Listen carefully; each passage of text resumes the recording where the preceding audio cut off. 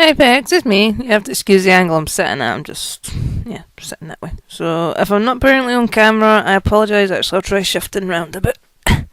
Shift. Lift up. There you go. Hopefully I'm a bit more centred now.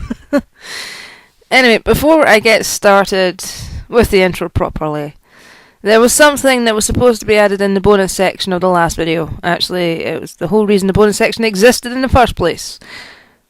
So we're going to see that now.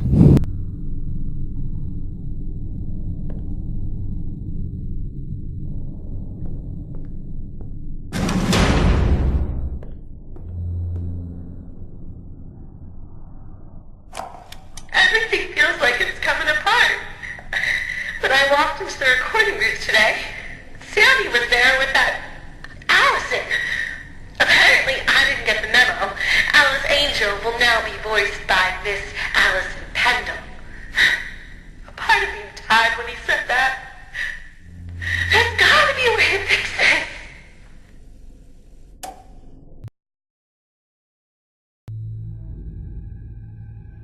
Yeah.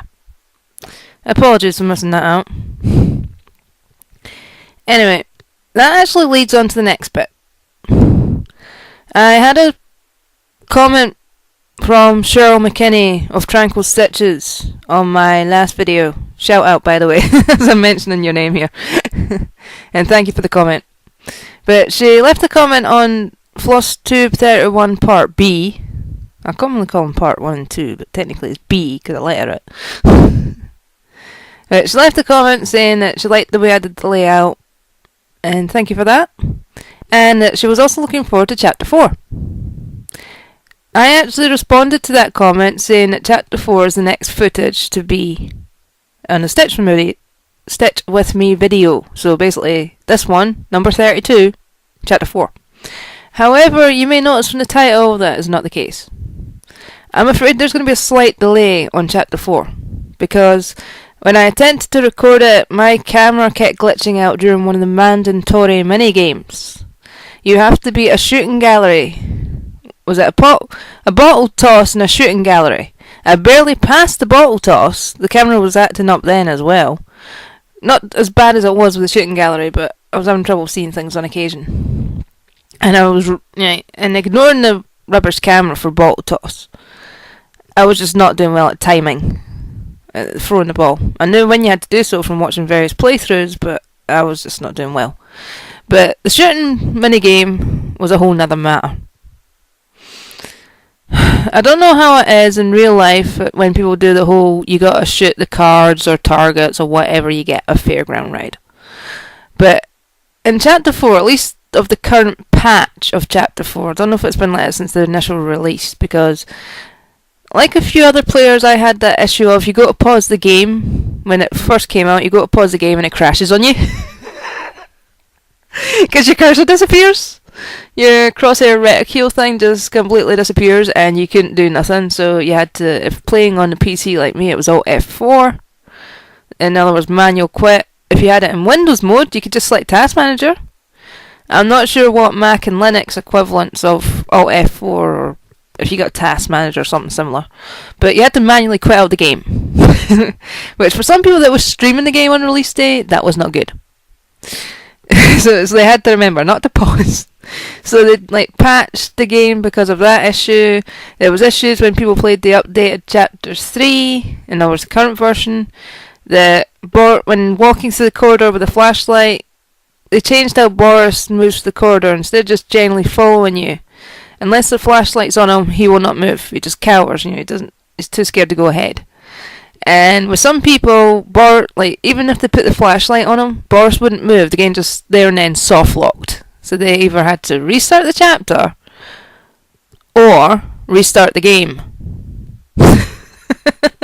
It depended whether or not they saved, because they've changed the save system. Yes, you still get your time clocks, but they've now done it. If you just select a chapter by itself, you cannot save the game. They've added in 3 save slots type file system, or save file system.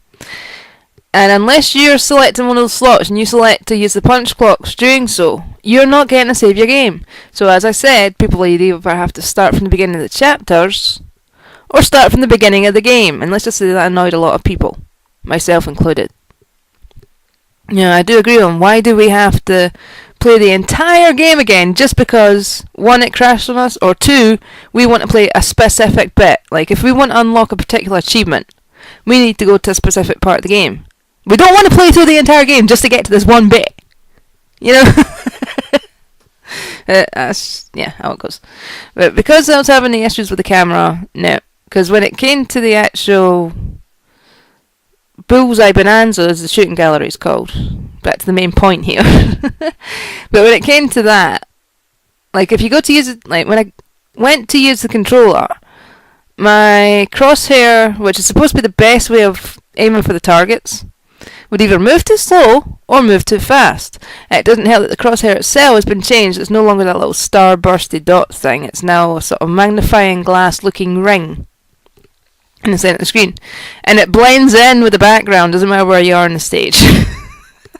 You could be anywhere in Chapter 4 and it blends in, so good luck seeing it. And when it's going all across the screen, you'll be lucky if you to see what you're doing at all. I then went to attempt keyboard controls, because I remembered from playing the demo, which is the Chapter 1 you guys saw, that because with the demo you can only use keyboard controls. I remembered from that to control weapons, such as the axe, etc., you have to use the mouse. You know, the mouse controls the camera, and the keyboard keys control Henry. So you literally, to use a weapon, you're moving the camera around. Before I even went to touch the mouse, I pressed the E button, which is the one you use to start minigames and stuff, and the camera automatically focused on the floor. Or it would automatically focus on the ceiling. And if I went to touch the mouse to make it face forward so I could actually do the minigame, it starts spinning around the room. And I got very fed up, and I quit the game. And at the time, not only do I not have any save files up to Chapter 4, one is on Chapter 2, and the other one's on Chapter 3. Therefore gives me the third slot completely empty. And I didn't see this point of, like, playing through the other chapters just so I could record Chapter 4. I was going to do what I did with Chapters 1, 2 and 3, just a mammoth, play through the whole chapter there and then I can get on and sort out the Flosstube video. And, yeah, we're getting annoyed and I'm changing the save system. I have to start at the beginning of Chapter 4 anyway. Nah. So we're going to have a delay on that one, but it will be uploaded, as you'll notice when it comes to the respective videos' titles. Because if you notice, I try and do some lame pun to give a sort of subtle hint as to what's coming up. That, and normally when you see the backgrounds or whatever, like if it's Bendy and the Ink Machine, unlike with Scanner Somber, you don't get the game title, you just get something to do with Bendy. You get the yellow background to match in with the whole sepia, yellowy tone thing. And then whatever he's got to go around and sort out. Which in the current chapter, in number 4, is not really much picking up to do of collecting items and that. He's just got to work his way to what is considered the main hub area, which is a big storage containment section. If anyone remembers, in Chapter 3 there was a recording from the accountant Grant Cohen. And he said about how Joey Drew had this large project in mind that's going to cost a lot of money. That project is Chapter 4. Or the bulk of Chapter 4. You spend the first part of it getting to that large project. Hence why you have the shooting gallery and bottle toss minigames. Because it's, yeah, Chapter 4. It's a bunch of fairground minigames. I managed to unlock some achievements. I got one for doing the test your strength thing. I think that's my most recent achievement, actually. Is it wasting time, I believe it's called. So yeah, the entire attempt to record the chapter was literally the embodiment of that achievement. A waste of time. So yeah, I'm afraid it's going to be a different game. Now, this other game it's a puzzle game, and it's only one mode of the 3 to 5 available. Depends on the version. I think with the one I recorded, there's only 3 out of the 5 modes available, or 6 modes it could be. I can't remember because there's like multiples for single player and multiples for multiplayer. I just can never remember how many is available in each. Okay. Groggy, tired, not long finished lunch. Yeah, sorry. But it's basically the story mode of the puzzle game. It's going to be shown. And, well, I actually at one point imported all 5 videos of the story mode into Camtasia. I say all 5 because my second channel actually is a long play channel, so if there's any particular playthroughs I want to put in there, I just, on average, depending on the length of the video, the playthrough, it's like they're split into anything from 50 minutes to hour long videos, and then whatever remains is in the last videos. These particular ones were 55 to 57 minutes each, again 5 videos. When put together on a timeline, it read 4 hours, 32 minutes, and 21.12 seconds, or it could be the other way around, it could be 12.21. But I think it's 21.12 seconds. But the fact is, it's over 4.5 hours long. And that's 5 videos! If you were to look at the playthrough on the channel that these Flosstube videos go to, I think it was like 25 to 30 videos. Because I try and keep gameplay videos on average around 15 minutes. I do allow them to go over depending on the game itself. Like there's one particular game, it didn't bother me that the video was almost an hour long or over an hour. It's just the way the levels worked. It was easier doing that than trying to split up the level. So. But for the most part, I tend to have the playthroughs 15, maybe at most 20 minutes. Or particular videos for playthroughs. So, yeah. And don't worry, I'm not going to make you guys sit through hour-long stitching sessions. Although it will be a marathon one. Because I might split up into half hours. I don't know. So instead of 5 videos, it's going to be 10. At least. Maybe a bit more. It depends on, when including this intro, and then you have the outro, and it's just going to be a bit longer. Okay? Just let you know, multiple parts. Expect to see at least 5 letters after the number. The A, B, C, D onwards. Anyway, yeah, before I actually get on and talk about that game anymore, I've got another shout out. This one I was supposed to give during the outro of the last video, but I sincerely apologise to the channel owners. I completely forgot your channel name. I was starting to watch their first video. Cheryl actually mentioned them on her channel. And the moment she mentioned they're from Scotland, I instantly clicked. I instantly looked them up. Because it's like, well, I'm from Scotland. Not often you get Scottish folk on the Flosstube, at least not that I've seen. There probably has been, and I've just not noticed. But I selected their channel, and in the beginning of the first one, I think it's the daughter herself, could be the mother, actually said about that they're from Fife in Scotland. And I was like, that's cool, that's where I'm from. I even commented on the video about it.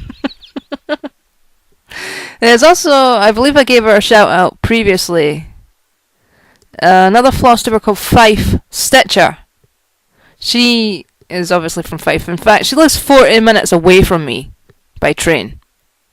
Because I remember when it came to her video, like one of her videos, she did that "No, you need a worker" thing. And when she said where she was from, I was like, I put in the comments, "Well, you live 40 minutes away from me then. I'm on the other end of the circular." Because you actually have one bit that goes around this lower half of Fife, known as Fife Circular Service. And it's like, you're one end of the Fife Circular, I'm the other end.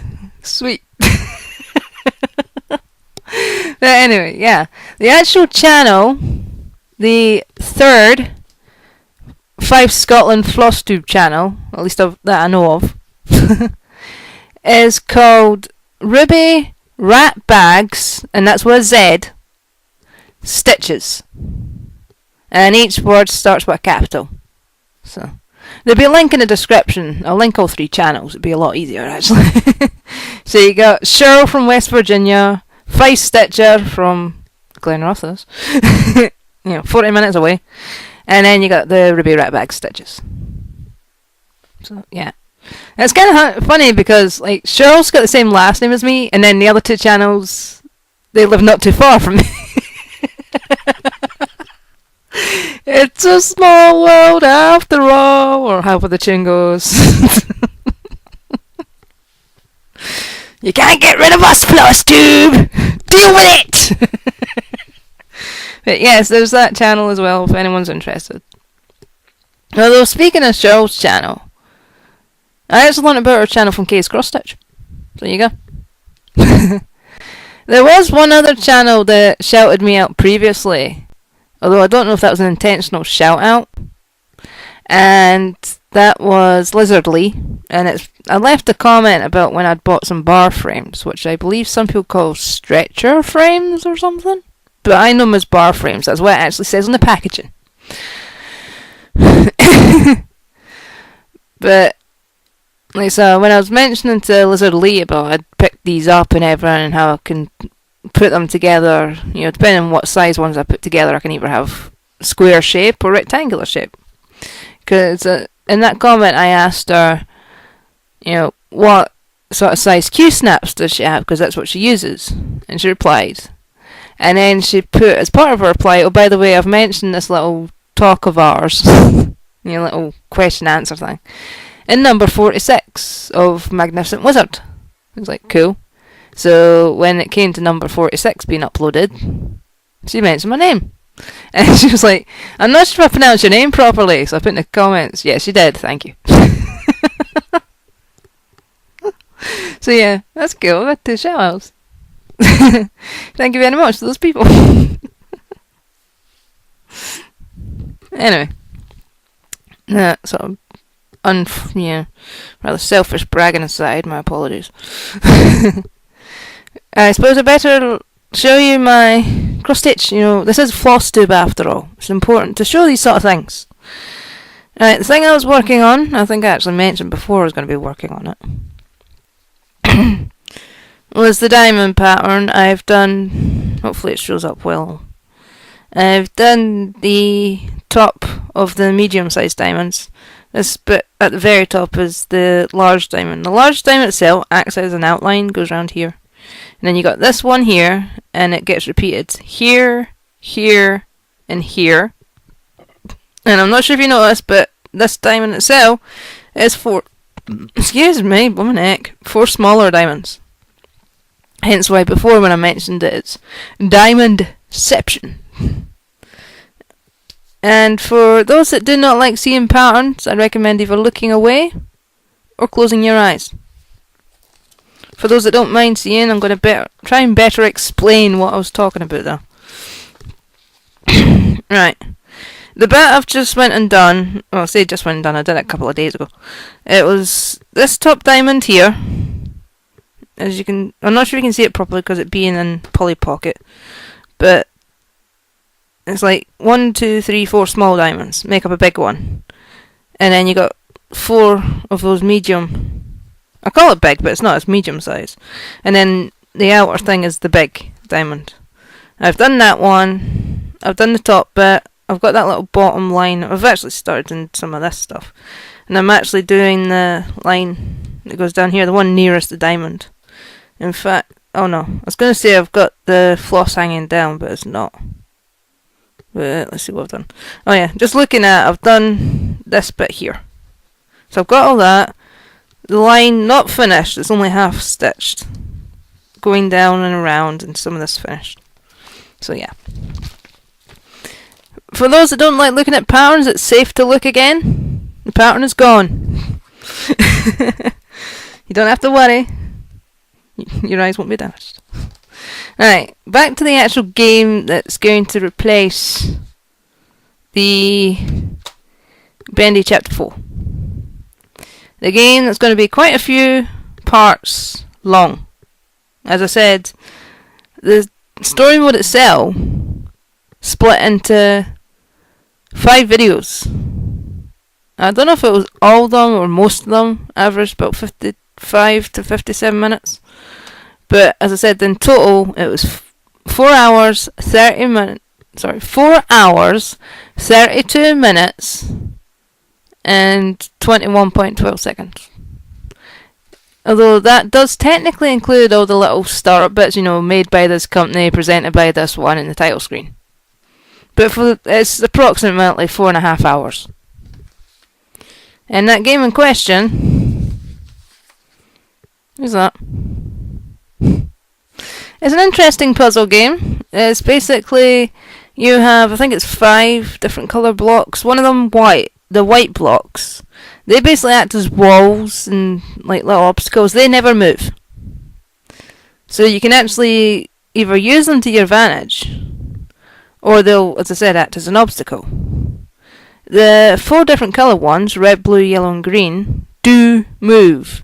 The thing is, if you press up, every single block, regardless of colour, will move up. Or it moves left, moves right, depending on the direction you press. And that's why you use the white ones to your advantage.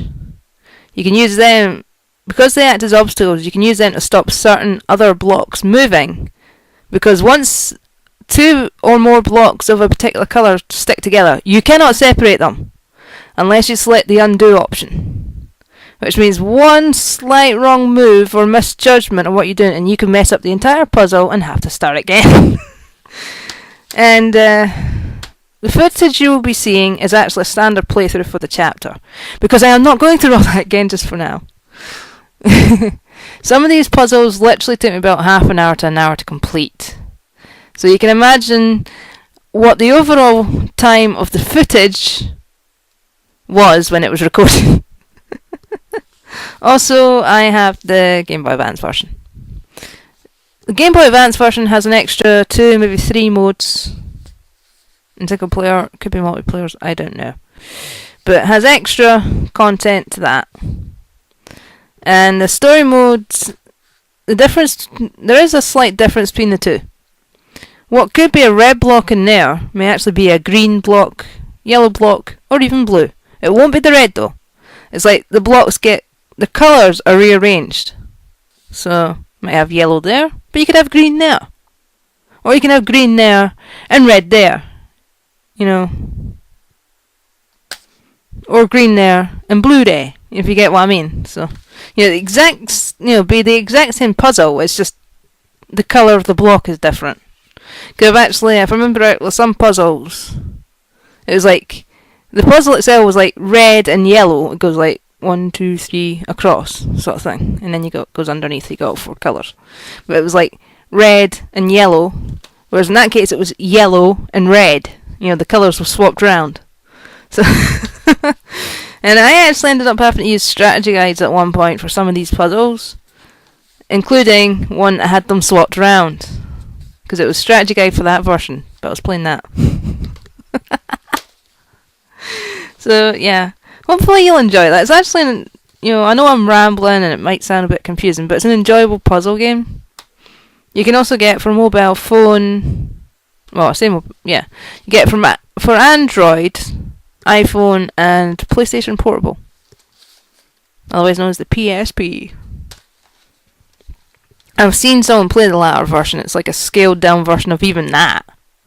It's like got about half the puzzles of that one. And if that's slightly smaller than that one, yeah, good for on-the-go action because they're all mobile. So I was near on tempted to buy it on the Android phone. I think it's that version, but I thought, nah, it's only £2.39, but I've already got it twice, so no need. All I need to do is take my Game Boy with me. So yes, when I get back from being at the community garden, because it's community garden day of the day, I will get the footage of me cross-stitching along to that game recorded, all 4.5 hours of it. So when it comes to, obviously to you guys, it's going to follow this intro. So, that said, as per norm, I will speak to you again when it comes to the outro. Enjoy!